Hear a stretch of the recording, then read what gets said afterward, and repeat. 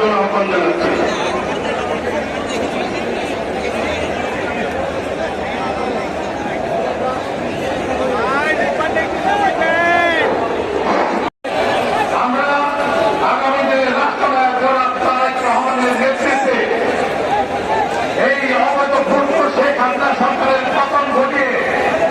আমরা দেশ নেত্রী বেগম খালেদা জিয়াকে মুক্ত করব ইনশাআল্লাহ।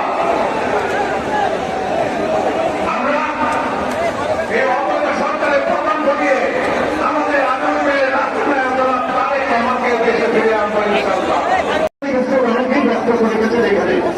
আপনি ভারতে গিয়েছিলেন, অনেকে বলে আপনি বিমানে কয়েক কার্টুন কয়েক ছুরি ইলিশ মাছ নিয়ে গেছেন মমতা ব্যানার্জিকে ম্যানেজ করার জন্য।